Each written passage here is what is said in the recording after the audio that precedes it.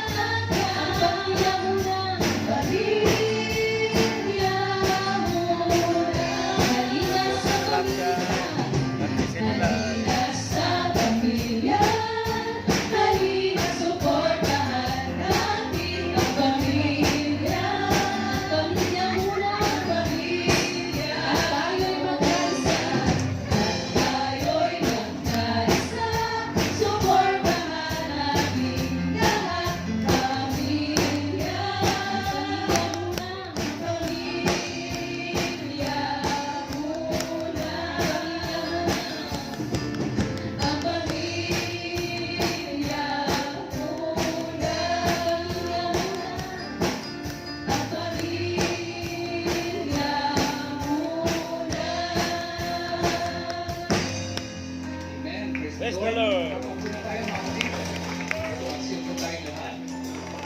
Huwag niyong kalilimutan ang pamilya muna. At re-request ko lang yung prophetic at suwi dancers. Sumayaw kayo sa susunod pag kinantayan para masaya. Amen. Kasi pag mapanood tayo ni Pastor Mike, matutuwa si Pastor Mike. Okay, so mga kapatid, reminder lang, wala na yung buhay ha. Hindi na tayo sa buhay. Tayo ngayon ay pamilya muna. Amen. Ang pamilya ay importante, alam natin yan, no? Mawawalang lahat, no? Mawawala ang lahat, pero ang pamilya mananatili. Amen. Yan ang ating lakas, pamilya. Una si Lord, pangalawa pamilya. Amen. Mga kapatid, ngayong gabi, ang tatalakayin ko hindi about family ha. Ang tatalakayin natin ngayong gabi ay pagpapatuloy sa serye na aking tinalakay sa loob ng 2 o 3 linggo. Yung serye na pinamakatan ko na how to really enjoy life. No? At natalakay natin yung how to have joy in every situation. Then last week, natalakay natin yung how to have joy in your relationship. Then ngayong gabi naman, ang aking pong i-share sa inyo ay joy in the journey. Joy in the journey. At pag sabing joy in the journey, may karugtong yon, being positive in a negative world. Being positive in a negative world. So, kagalakan sa paglalakbay, at para magkaroon ng kagalakan, maging positibo tayo sa negatibong mundo na ating ginagalawan. Lahat tayo mga kapatid, naglalakbay tayo sa mundo nito. Ito yung journey natin. Pero hindi lahat ng naglalakbay ay masaya. Ang iba, naglalakbay sa mundo na malungkot. Ang iba, naglalakbay sa mundo na nagrereklamo. Ang iba, naglalakbay sa mundo na puno ng negatibo, mga kapatid. So, ang dahilan, dahil ang mundo natin ay puno ng negative things, no? Negative elements. At ang mundo natin, alam natin, maraming kaguluhan, maraming sakit, maraming kahirapan, maraming sirang tahanan, no? Kaya, being positive in a negative world, mga kapatid. Pagiging positibo sa kabila ng negatibong mundo. Sa ating paglalakbay sa mundo nito, makaka-encounter kayo ng mga negative things, makaka-encounter kayo ng mga hindi magagandang bagay, pero kailangan pa rin natin maging positive in a negative world. Kaya mga kapatid, sabi ng ating binasa, no, sa verse 14, do all things without complaining and disputing. Gawin daw natin ang lahat na walang pagrereklamo, walang pagtutol, walang pagtatalo. Bakit po? Kailangan natin gawin ang lahat ng bagay without complaining. Kasi alam niyo po, complaining kills joy. Kapag kayo nagrereklamo, pumapatay yun ng kagalakan. Wala kayo makikita reklamador na masaya. Amen? Pag ang tao ay reklamador, palagi siyang may dahilan para malungkot. So, complaining kills joy. Tatandaan natin yan. Complaining kills joy. It makes you unhappy. It makes everyone around you unhappy too. So, hindi lang ikaw ang malulungkot kapag nagko-complain ka, pati yung mga taong nasa paligid mo malulungkot din, mga kapatid. Alam niyo ba? Kapag nagrereklamo tayo, hindi magiging masaya ang nasa paligid natin. Amen? At tatanungin ko kayo, gugustuhin niyo ba na makasama ang mga taong reklamador? Yung mga taong complainer? Yung mga taong tuwing kasama mo, di nauubusan ng irereklamo? Siyempre, hindi natin gugustuhin yun. Amen? Sino ba naman dito ang may gusto na ang kasama niya ay mga reklamador na tao? Ayaw natin lahat. In fact, kahit sa Bible, mababasa natin, si Moises na hindi siya nakapasok sa lupang pangako dahil nagalit siya. Anong dahilan ng kanyang galit? Dahil ang kanyang mga nililid ay mga reklamador, mga complainer. Hindi nakapagpigil, hindi nakapag-control ng temper si Moses. The reason why, dahil sobrang complainers ang mga taong kasama niya. So mga kapatid, alam niyo ba kung anong problema? Alam niyo ba kung anong problema? Ito ang problema. Once we start to complain, it is hard to stop. Kapag nag-umpisa ka magreklamo, mahihirapan ka ng pigilan to. Amen? Once we start to complain, it is hard to stop. Amen? Mahirap ng pigilin. Parang bisyo yan eh. Parang drugs yan, na kapag naumpisan mo, hahanapin mo tuloy-tuloy. Ganyan ang complaining. Complaining can become a habit.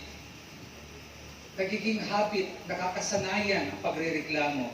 At ito, for your information, complaining is a bad habit. Hindi magandang habit yung nagrereklamo ka. Amen? Yes, we can find something to complain about, pero hindi pipiling palagi na lang ganon. Amen? Because complaining kills joy, it makes you unhappy, and even those people that surrounds you ay magiging hindi rin sila sasaya. So, mga kapatid, maraming tao na ang complaining ay naging habit na nila. No? We can find something to complain about all the time. May mga taong ganon. Kapag umuulan, nagre-reklamo. Amen? Kasi hindi matutuyo yung kanyang nilabhan. Amen? Hindi matitigas yung kanyang palay na binibilag, nagre-reklamo. Pero we could also rejoice. Why? Kasi alam natin, pag umuulan, the ground is being refreshed. The ground is being watered. Amen? Nadidiligan pati ang mga halaman. So dapat tayo magsaya. Amen? Pero maraming tao, pag umuulan, nagre-reklamo. Ganun din, kapag sunny naman, pag maaraw, no, nagko-complain, sasabihin niya magkaka-sunburn ako. No? Iitim ako kasi mainit. Minsan wala tayong mapaglagyan. Amen? So mga kapatid, nagiging habit na. We are somewhat conditioned by our society to complain. Alam niyo, kung minsan, parang yung ating mind na-condition na. Na-condition na magreklamo. Look at the headlines. Tingnan niyo yung mga television. Tingnan niyo yung mga newspaper. Ano yung mababasa ninyo? More mga negative. Tama? I would say, the most of what you see are bad news. Nowadays, at hindi na siguro ngayon, kahit nung unang panahon pa, kapag nanonood kayo ng TV, mas marami ang bad news kaysa sa good news. Pag magpasa kayo ng mga magazines, mga newspaper pala, diba? Mas marami kayong pinatay, no? Nirape ng tatay, hinold up, diba? Mas marami kayong mababasang ganon. We are somewhat conditioned by our lipunan, society, na mag-complain, mga kapatid. Amen? So by our own nature, sa ating kalikasan, no, by our conditioning, we tend to develop the habit of complaining. So mga kapatid, now, anong sinasabi ng Bible? Anong sinasabi? How the Bible tell us to respond in a negative world. So look at Philippians 4, or 2 pala, verses 14 to 16. Basahin ko lang ulit. Sabi rito, Philippians 2, 14 to 16, gawin niyo ang lahat ng bagay na walang pagrereklamo. Sa English Bible, do all things without complaining and disputing, that you may become blameless and harmless, children of God, without fault in the midst of crooked and perverse generation, among whom you shine as lights in the world, holding fast the word of God, the word of life, so that I may rejoice in the day of Christ, that I have not run in vain or labored in vain. So sinasabi ng Bible, gawin natin daw ang lahat ng bagay without complaining, without disputing, no? Without whining, without griping. Amen? Yan ang sinasabi ng Bible. So, gawin natin ang lahat na walang pagrereklamo. Amen? Nagtatrabaho ka, huwag kang magreklamo. Amen? Kung wala kang trabaho, nagrereklamo ka. Wala kang trabaho, nung magkatrabaho ka, nagrereklamo ka pa rin dahil nag-overtime ka. Amen? Tama ako.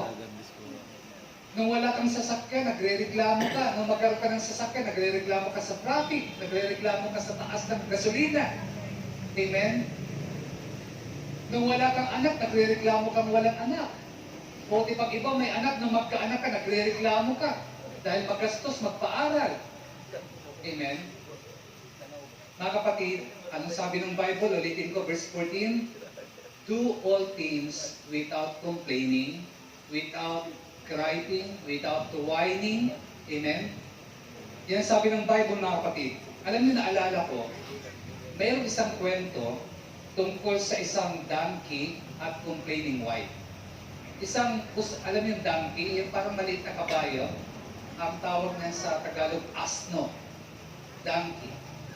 Noong unang panahon, di ba yung sinakyan ni Jesus, papunta siya sa Jerusalem, na may mga palaspas yung mga tao habang papasok siya, ang sinakyan niya doon, donkey yun. Hindi yung kabayo. So, kabayo pa rin siya, family ng horse, pero mas maliit siya sa yung mga horse talaga. Now, mayroong isang farmer sa kwento, may isang farmer na mayroon siyang complaining wife. Ang kanyang asawa palagi nagrereklamo. Okay? From morning till night, she would complain about something or the other. Hindi siya nauubusan ng irereklamo. The only time he got relief, yung farmer, yung time lang siya na nakakaginhawa, time lang siya na gumiginhawa, kasi alam niya, para siya naiirita sa karereklamo ng kanyang wife. The only time he got relief was when he went to the farm with his donkey. Yan lang yung time na nakakaramdam siya ng relief. So one day, as he was flowing, nag-aararo siya, no? Yung kanyang wife dumating para dalan siya ng lunch. So ang ginawa niya, yung donkey, nilagay niya muna sa shade ng tree, ng isang puno, tinali niya doon, then kumain siya ng lunch. Habang kumakain siya ng lunch, immediately ang kanyang wife nag-umpisa mag-complain. Nagre-reklamo yung kanyang wife. All of a sudden, yung donkey nakawala. Nung marinig ang pagkukomplain ng wife, sinugod yung wife. At nung sugurin ng wife, namatay po yung babae on the spot, yung wife. So, sa funeral, habang nandun yung pari, magmimisa yung pari, habang naghahanda pa, pahinga muna yung priest, nakaupo siya, tinitingnan niya yung mga bisita, nung yung farmer, may mga lumalapit sa kanya ng mga misis, may mga lumalapit na mister, siguro nagpapaabot ng kanilang condolences. So habang tinitingnan ng pari, mayroon siyang napansin na kakaiba. So may kunting layo kasi, yung kinatatayuan ng husband, yung namatayan, at yung mga nandun siya sa may tabi ng kabaong. So napansin ng pari, yung husband, tuwing may mga lalapit na babae, nagnanad siya. Tumatango ba? Nagnanad. Palaging tumatango. Habang kausap. Siyempre di marinig ng pari kasi medyo malayo. May distansya. Pag ang mga mister naman, ang kausap ng pari, umiiling yung pari. Umiiling yung husband, hindi pari. Umiiling yung husband kapag ang mga mister ang kausap. Then right after the mass, siguro, parang inisip mo, kaya bakit pag mga misis ang lumalapit sa husband, nagnanad yung lalaki, yung husband. Pero pag mga mister naman ang lumalapit at tagaano ng papabot ng kanilang pakikiramay, gumagano ang husband. Tinanong ng pare after mass, sabi niya, Brad, matanong lang kita. Pag napansin ko, pag ang mga misis ang lumalapit sa iyo, nagnanad ka, nag-uuok kayo ng agreement. Pag mga mister naman lumalapit sa'yo, umiiling ka, ano bang pinag-uusapan nyo? Sabi ng mister, yung mga misis nung lumapit sa akin, sinasabi nila yung magagandang ginawa ng asawa ko, yung wife ko. Kaya nag-uuo ako, in agreement. Sinasabi nila, masarap magluto yung wife mo, umuuo siya. Sabi ng misis, magaling yan mag-alaga ng mga anak, umuuo siya, nagdadal siya. Eh yung mga mister, ano naman sinasabi nila, bakit umiiling ka? Sabi ng farmer, ito mga mister, pag nung lumapit sa akin, alam nila yung donkey ko ang nakapatay sa aking asawa. Nagtatanong sila kung ibebenta ko yung aking donkey. Kaya sabi ko hindi. By the way, joke yun. Baka di nyo nag-get, ha? No? Sabi ng mga mister, binibinta mo ba yan? Kasi alam namin, nakapatay ng asawa na complaining eh. So binibinta mo, sabi hindi. Amen. Mga mister, gusto ba ng donkey? Hindi nyo kailangan. Dahil hindi naman complaining yung wife nyo. Amen? Palapakan natin ng Diyos. Ba't kaunti lang pumalakpak? Yung mga wife, hindi ko nakita pumalakpak eh. So mga kapatid, now, ang ating pag-uusapan is how to conquer complaining. Kasi the journey, joy in the journey, being positive in a negative world. So how to conquer complaining? Now, meron akong i-share sa inyo na 5 bagay na makakatulong na sinabi ng Bible na makakatulong para mapagtagumpayan natin ang complaining. Para magkaroon tayo ng kagalakan sa ating paglalakbay sa mundo ito, joy in our journey, being positive in a negative world. Ang unang bagay, mga kapatid, no, is admit that there is a problem. So, the Bible says that do everything without complaining and arguing. So, how do you do that? Paano mo gagawin yan? First, admit there is a problem. Aminin mo may problema. Yan ang una. Aminin natin na may problema sa atin. Aminin natin na kapag nagre-reklamo tayo palagi, may problema sa attitude natin. Yan ang una. Admit there is a problem. So for one thing, hindi gusto ng Diyos na ganitong paraan. No? God does not want you to approach this world with complaining. Hindi yun ang gusto ni Lord na paraan na pagharap sa problema. Kundi ang gusto ni Lord, mga kapatid, sa atin, na let us admit that we have a problem. Yan ang una, mga kapatid. Admit there is a problem. No? Now, ano sabi ng Proverbs 28:13? Proverbs 28:13. People who conceal their sins will not prosper. But if they confess and turn from them, they will receive mercy. Amen. People who conceal their sins will not prosper. Sa Tagalog, ang tao na nagkukubli ng kanyang sala ay hindi mapapabuti. Ngunit kahahabagan ng Diyos ang nagbabalik loob at nagsisisi. So pag hindi mo inaamin na may problema ka, hindi ka makaka-overcome. Amen? Hindi ka makakadaya. Alam niyo, one of the most difficult part of correcting a problem is to admit that you have one. Isa sa mga pinakamahirap na bahagi ng pag-ayos ng problema ay yung aminin mo na mayroon kang problema. Amen? Hindi mo mako-conquer, hindi mo ma-overcome ang problem unless na inamin mo na may problema ka. Pag denial ka, pag sinabi, wala problema sa akin, nasa yung problema, hindi ka makakalaya. Amen? Kailangan i-aminin natin na there's something wrong with us. There's a problem. Amen? Alam niyo po mga kapatid, napakahirap aminin na may problema tayo sa attitude. Mas madali pa makita natin ang problema ng attitude ng iba. Maniwala kayo sa akin. Kasama ko doon. Kasi napakahirap natin aminin na may problema yung attitude natin. Mas madali pa nating sabihin, ang iba ang may problema, hindi ako. Amen? So, one of the most difficult part of correcting a problem is to admit that you have one. Amen? So, take some time this week, na pakinggan ang sarili. Listen to yourself. Tanungin mong sarili mo, how much time do I spend complaining? How much time do I spend arguing? How much time do I spend griping, whining? Amen?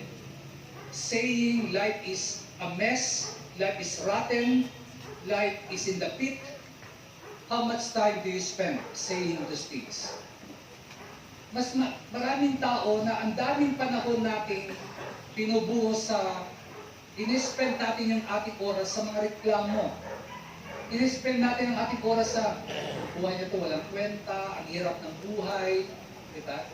Mga kapatid, kapag nag-spend ka ng major amount of your time verbalizing the negative, you have a problem. You have a problem. Pag mas marami kang panahon na i-verbalize ang problema, ang mga negatibo, may problema ka. Admit it. Amen? Admit it. So, kung, di ba may mga taong ganon, bini-verbalize ka nila, sinasabi nila, ang hirap naman ang buhay, buti pa yung iba, nakakaahon, kami ganito pa rin. Di ba? How much time do you spend complaining?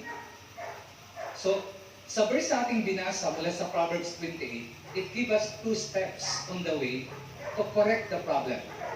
Sa ating binasa sa Proverbs 28, verse 13, binasa ko, ang nagkukubli ng kayong sala, hindi mapapabuti, ngunit kakahabagan ng Diyos ang babalik to at nagsisisi. Mayroong 2 step dyan na sinabi na para makorek ng problema. Yung words na confess at yung words na turn. Balikan ko sa English Bible, sa ating binasa kanina. Proverbs 28:13. People who conceal their sins will not prosper, but if they confess and turn from them, they will receive mercy.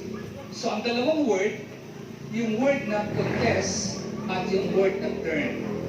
Iyan po ang dalawang hakbang, mga kapatid, para makorek ang problema. We need to confess when we are going wrong, and we also need to stop doing it. Kaya nga may turn. May turn. Pag sabing turn, talikuran mo, lumayo ka. Amen. Di ba yun ang ginawa ng prodigal son? Hindi lang siya nag-confess, kundi nag-turn siya. Amen. Mag-turn ka 180 degrees. Hindi 360 ha. Kasi pag 360, parang, balik sa dati. 180 degrees lang, yung tatalikod ka. Amen? Turn. So mga kapatid, yan ang 2 step para makorek ang problema. First, confess, then pangalawa, turn. Amen? Alam ko, it is easier said than done. Madali lang sabihin to, pero minsan mahirap gawin.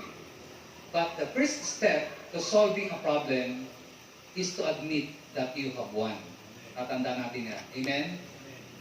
Ang unang hakbang para mapagtagumpay natin ang complaining, para meron tayong joy sa ating journey, para maging positive tayo sa negative world, admit that you have a problem. Amen? So, mga kapatid, confession. Importante pag-confess. Importante pagsisisi. Nalala ko mayroong isang lalaki na sinabi niya sa kanyang pastor na nakagawa siya ng terrible mistake, ng isang matinding kasalanan. At wala daw siyang rest, wala siyang kapahingahan sa kanyang conscience. Binabother siya.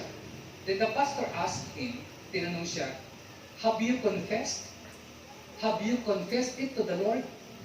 Yan ba ay kinumpisan mo sa Panginoon? Yan ba ay kinonfess mo kay Lord? Alam niyo sagot ng lalaki, Pastor, I've confessed that sin 1,000 times.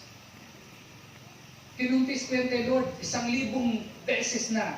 Alam niyo, sabi ng pastor sa kanya, 1,000 times is too much, is too many. Too many, sabi niya.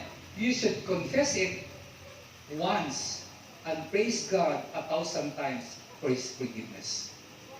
Sabi ng pastor, ang 1,000 pag-confess ay sobrang dami niyan. Isa lang na pag-confess at 1,000 pagpapasalamat, pagpupuri sa kanyang kapatawaran na binigay niya sa iyo. Amen? Actually, ang paghingi ng tawad sa Diyos, hindi naman kailangan na 1,000 eh. Amen? Kahit 1 beses lang. Ang 1,000 yung pasasalamat, yung pagpupuri sa Diyos. Amen? Kasi pag inulit-ulit mo yung confession mo, it means hindi nawawala sa yung guilt. Andun pa rin. Hindi ka totally forgiven. Kasi binabatter ka ng conscience mo eh. Ang totoong pinatawad ng Diyos, 1 beses mo lang sasabihin yon. Ang kasunod na noon, pagpupuri sa Kanya. Yun ang maraming beses. Amen? So mga kapatid, yan po ang confession. At meron akong nabasa isang parable about confession. Isang parable about public confession, yung pag-preach niya. Mayroong isang ancient philosopher, matagal ng philosopher, na pumunta siya sa isang city para iligtas ang mga tao sa kanilang kasalanan. So the inhabitants of the city, habang nakikinig sila, gradually, umalis sila, hindi nila gusto yung pagsigaw ng philosopher no, na tungkol sa pagbabago. So, gradually, they turned away. Then one day, isang batang nagtanong sa philosopher, sabi niya, sa philosopher, sabi ng bata, hindi ka ba nawawalan ng pag-asa na habang sumisigaw ka, wala naman nangyayari, tinatalikuran ka rin ng mga tao? Alam niyo yung sagot ng philosopher, sabi niya, in the beginning, I thought I could change men. But today, if I still shout, it is only to prevent men from changing me. Sabi niya, nung una, sumisigaw ako dahil akala ko magbabago sila. Pero ngayon, sumisigaw pa rin ako. Hindi na para magbago sila, para pigilan sila na baguhin ako nila katulad nila. Amen. Ibig sabihin mga kapatid, hindi naman lahat talaga maniniwala sa sasabihin mo.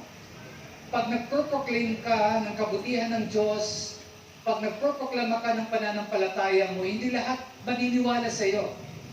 Pero hindi naman yun para na lang sa kanila. Kaya ka nagpro-proklama, no? Para manatili kang tapat sa iyong pananampalataya at hindi ka mahikayat nila na mapunta sa kanilang maling paniniwala. You are not shouting to change them. You are shouting to prevent them from changing you. Amen? So mga kapatid, anong number 2? Ang pangalawa, mga kapatid, pagkatapos ng pag-admit, change your self-talk. Change your self-talk. Alam niyo ba yung word na self-talk? Pag sinabing self-talk, nagsasalita ka sa sarili mo. Self-talk. Naniniwala ako na bawat isa sa atin, kinakausap natin ang ating sarili. Tama ba ako? Most of the time, nagsiself-talk tayo. Ang iba nga kahit tulog, nagsasalita din eh. Amen? Pero mga kapatid, ang ibig ko sabihin ng self-talk, yung iniisip mo, sinasabi mo. Halimbawa, ito, example ako ng self-talk. Pupunta ako ngayon sa ICU. Diba sinasabi mo yon? Nasa isip mo yon. Bibili ako ng damit na yon. Babalikan ko yon. Self-talk ang tawag doon.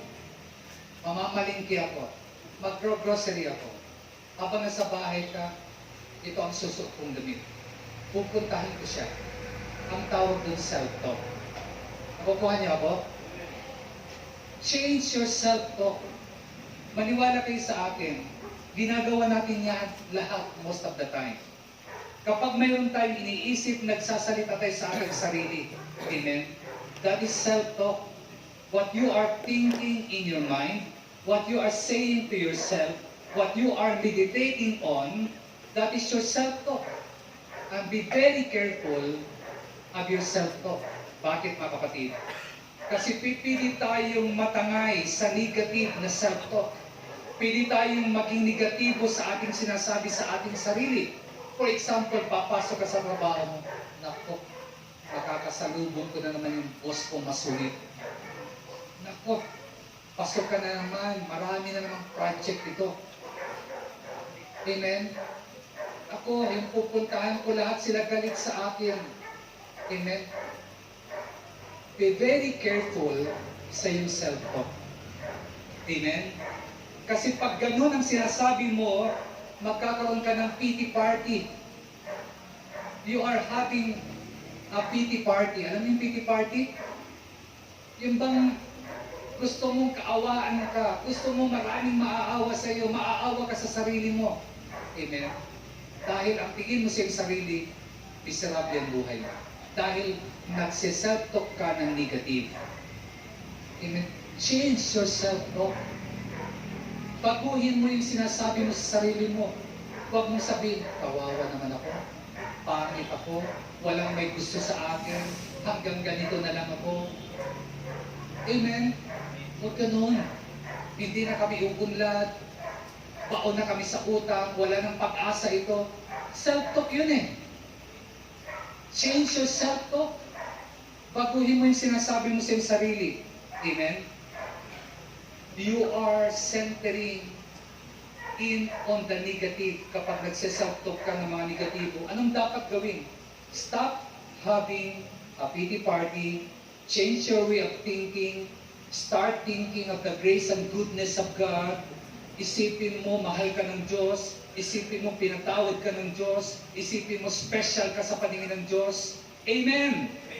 Can you say amen? Amen! Wala ka nag-a-agree sa akin. Amen? Amen? God loves you. God forgives you. God, for Him, you are special. Amen? Stop having pity party. Huwag mong sabihin kawawa ka. Huwag mong sabihin wala kang kwenta. Huwag mong sabihin wala ng pag-asa. Huwag mong sabihin wala ng pag-unlad ang buhay mo. Amen? Mga kapatid, alam nyo, hindi ibig sabihin dahil nilikha tayo galing sa math, ay marumi na tayo. Hindi. Tatandaan natin, we are worth the sacrifice of God. We are worth the sacrifice of Jesus on the cross. Amen? That is what God is telling you. Yan ang sinasabi ng Diyos. You are worth. I am worth, so are you. Parehas tayo. Amen? Yes, we are a sinner. Alam ng Diyos yan, makasalanan tayo. But He died for us. Namatay siya para sa atin. Amen? In fact, hindi na iniisip ni Lord na worthless ka. Hindi niya iniisip yan. So change the way you think. Change the way of thinking, mga kapatid. Your way of thinking. Baguhin mo. Change your self-talk. Anong sabi ng Philippians 4:8? Pakinggan nyo. Finally, brethren, whatsoever things are true, whatsoever things are honorable, whatsoever things are just, whatsoever things are pure, whatsoever things are lovely, whatsoever things are of good report, if there be any virtue, if there be any praise, think on these things. Sa Tagalog, bilang pagtatapos, mga kapatid, dapat maging laman ng inyong isip ang mga bagay na karapat-dapat, kapuri-puri, mga bagay na totoo, marangal, matuwid, malinis, kaibig-ibig, kagalang-galang. Tatanungin ko kayo, yan ba ang laman ng isip nyo? Ang laman ba ng isip nyo pure? Ang laman ba ng isip nyo malinis? Ang laman ba ng isip nyo admirable? Ang sabi ng Bible, yan ang isipin mo. Think those things. Think such things. Change your self-talk. Kasi ang isip natin, battleground yan eh. Niwala kayo sa akin. Diyan naglalaban ng demonyo. Kung anong pinipid mo, yun ang mananalo. Pag pinipid mo yung mga negatibo, yun ang mananalo sa buhay mo. Pero pag pinipid mo yung mga positibo, yun ang mangyayari sa buhay mo. Amen? Sa totoo lang, Ang attitude natin, dala ng ating pag-iisip. Believe me. Kasi sabi ng Bible, what you think, you are. Amen? Kung anong iniisip mo, ganun ka. Naintindihan niyo ako, mga kapatid? So we need to change our self-talk. Positive thinking is how you think about problem. Enthusiasm is how you feel about the problem. The two together determines what you do about the problem. Pag pinagsama mo yung positive thinking at yung enthusiasm, ito ang tutulong sa iyo na magtagumpay sa problema. Pero kapag negative thinker ka, amen, ang mangyayari sa iyo ay, ano mangyayari sa iyo? Hindi mo masasolve ang problema. Amen? So, yan po ang pangalawa. Pangatlo, number 3, speak positively. Una, admit that you have a problem. Pangalawa, change your self-talk. And pangatlo, speak positively.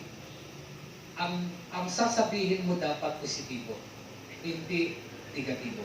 Amen? Magsalita ka ng positibo.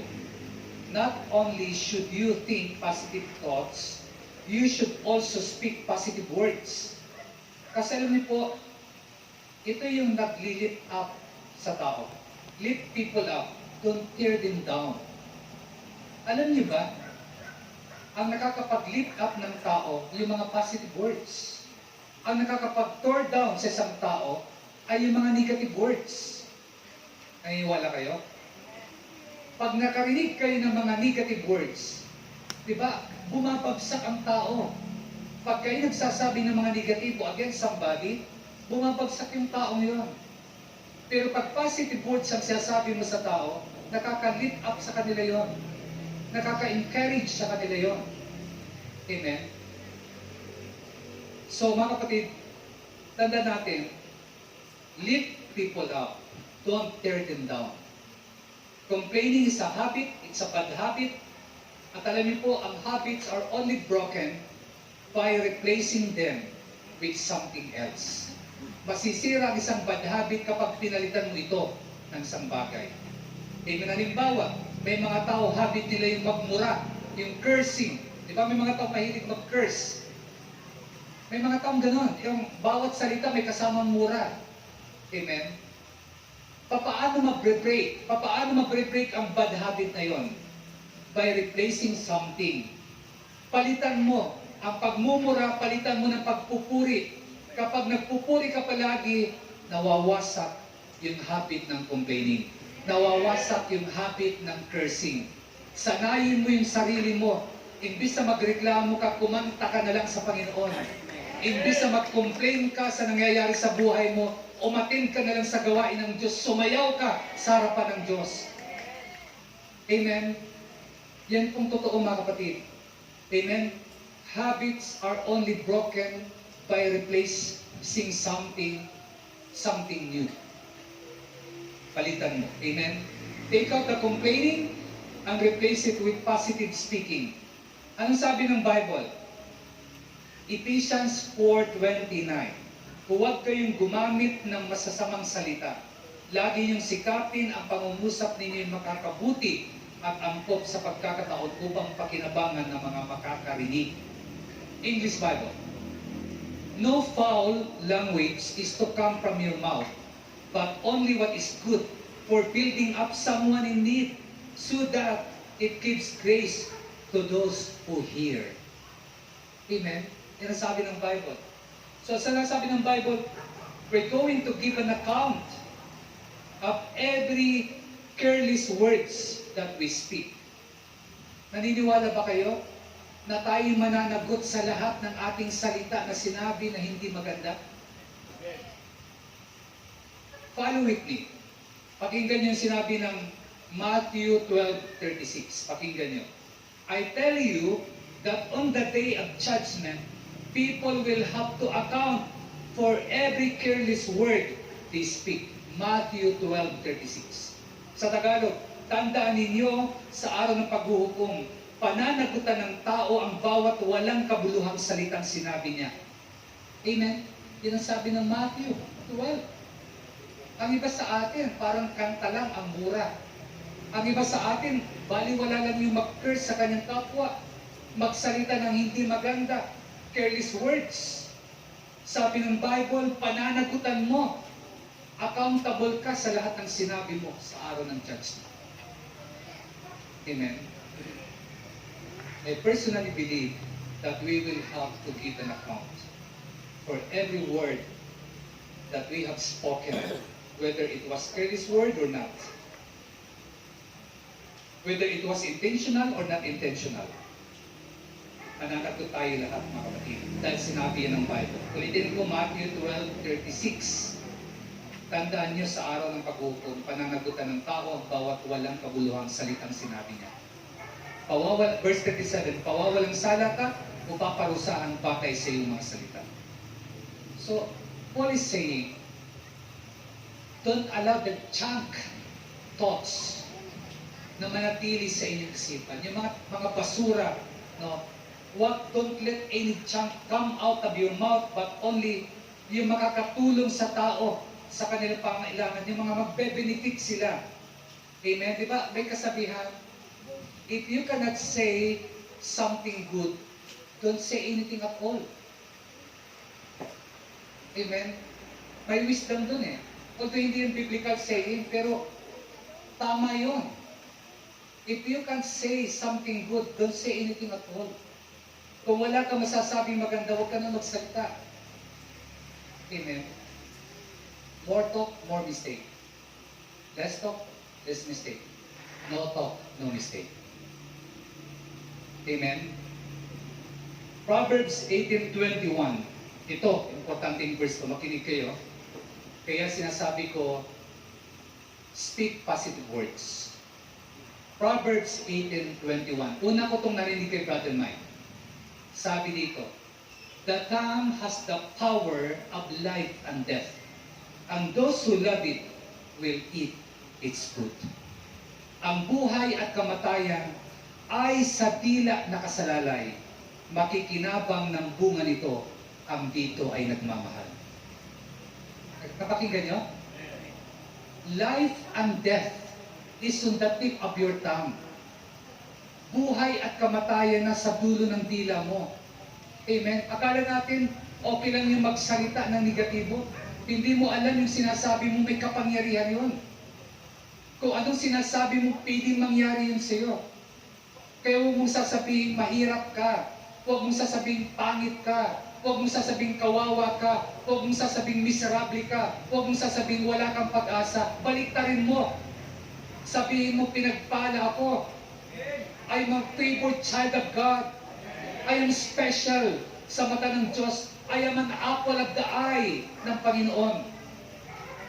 Amen? Sabihin mo, may pag-asa ako. Uunlad ako. Giginhawa ako. Makukuha ko yung pangarap ko. Amen? Speak positive words. Amen po ba mga kapatid? Alam nyo,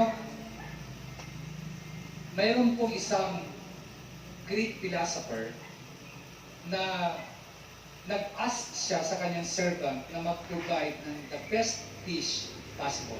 Yung the best na putahe. Then the servant prepared a dish of tongue. Ang prepare niya yung dish of tongue, putahe ng dila. Sabi niya, it is the best of all dishes.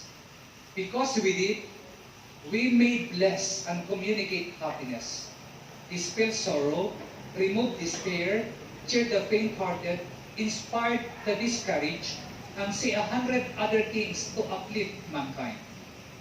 Sabi ng servant, kaya itong prepare niya na the best dish, sapagkat ang dila, ang tongue, sabi niya, ito'y nagko-communicate ng happiness. Ito'y nag-bless, ito'y nagtatanggal ng sorrow, ito'y nag-remove ng despair, ito'y nag-cheer ng faint-hearted, nag-i-inspire sa mga taong discouraged. Amen. Then later, the philosopher asked his servant to provide the worst dish Ang kanya namang hiningi ay yung pinakapangit, pinakamasama na putahe. At ang kanyang servant, again, isang dish of tongue appeared on the table. Din ang servant nagsabi, "It is the worst, because with it, we may curse and break human hearts, destroy reputations, promote discord and strife, set families, communities, and nations at war with each other." He was a wise servant. Amen? Ang dila, kung ito ay nag-bless the best dish, dahil nag-bless, nagtatanggal ng makalungkutan, ito rin ang nagdadala ng kaguluhan, ang dila. Amen? Kaya nga sabi ni Solomon, Proverbs 21:23, "Whoever guard his mouth and tongue, keep his soul from trouble." Sabi ni Solomon, ang sino man nagbabantay ng kanyang bibig at dila, inilalayo niya ang kanyang sarili sa kaguluhan. Proverbs 21:23. Number 4. Ang pang-apat, mga kapatid, take responsibility for your own life. Ito yung pang-apat. Hindi lang pag-admit that you have a problem. Amen. Ang pang-apat is, magkaroon ka ng pananagutan. Take responsibility for your own life. Magkaroon ka ng pananagutan sa iyong buhay, sa iyong sariling buhay. Kasi madalas, ang complaining is just an attempt to blame other people for the problem. Maniwala kayo sa akin. Ang pagkukomplain, ito ay attempt ng pag-blame sa iba ng problema. Imbis na i-take mo yung responsibility ng buhay mo. Kapag ang tao nagko-complain, ibig sabihin yan, partly, iba ang sinisisi mo sa nararanasan mong problema. That's why may complaining. Partly, you are blaming other people for that problem. Amen? Kaya ka nagre-reklamo. Kasi hindi mo tinitik yung responsibility, ang problema sa sarili mo. Nagre-reklamo ka kasi palagi mong sinasabi, sila kasi, ikaw ang dahilan kaya nagkaganito tayo. Amen? Alam mo yung mga taong complainer, mga taong reklamador, lahat makikita except sa sarili nila.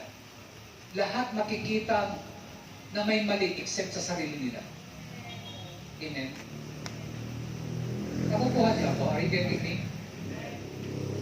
Lahat pwedeng i-blame except sa sarili.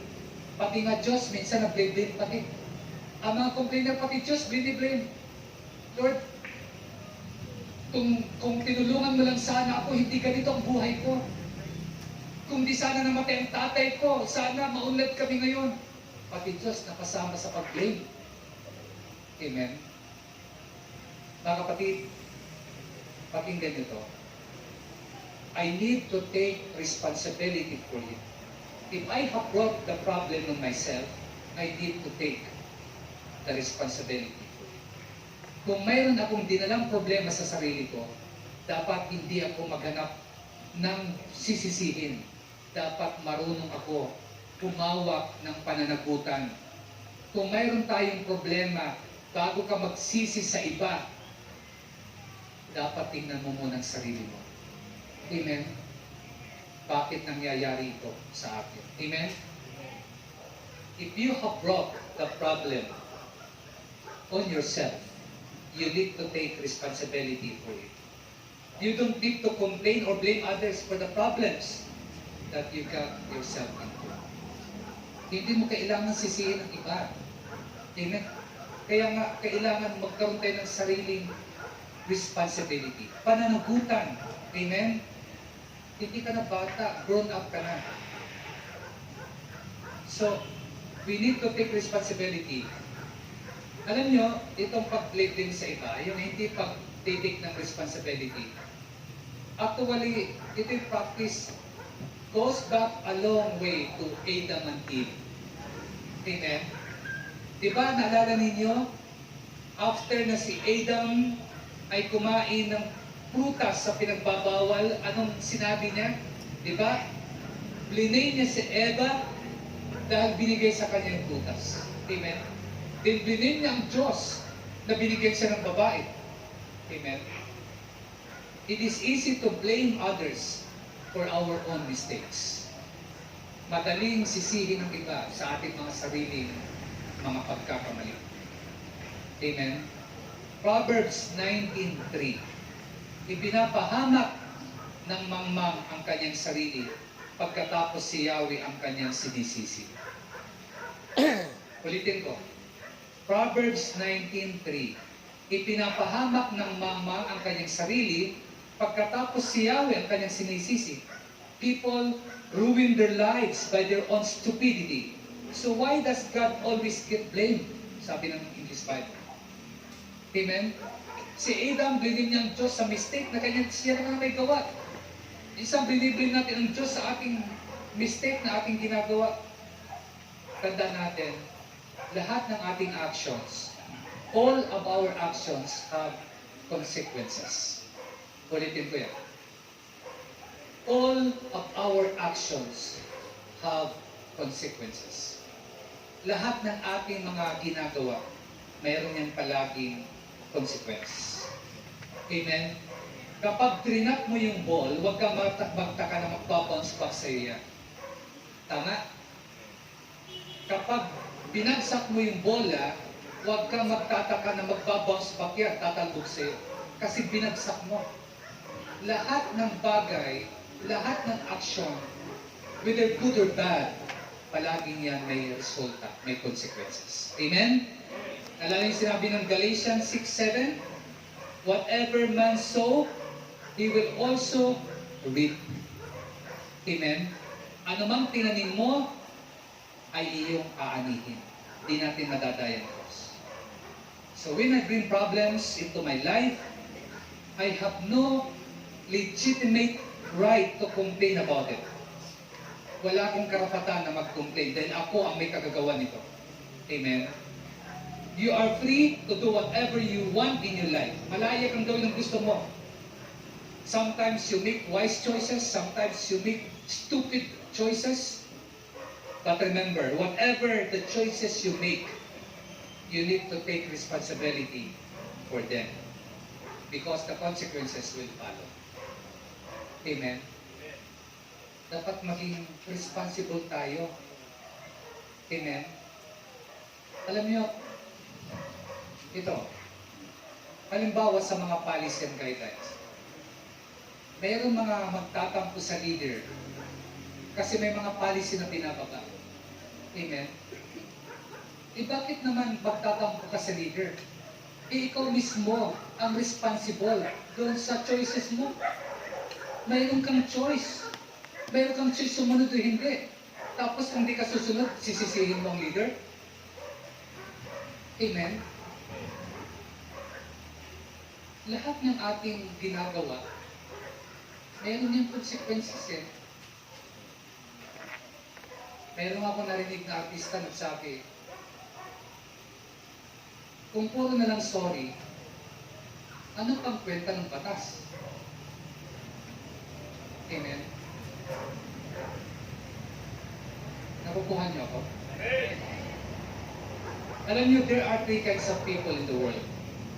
May tatlong klase ng tao sa mundo. Yung tinatawag na accusers, yung tinatawag na excusers, at yung tinatawag na choosers. Saan kayo?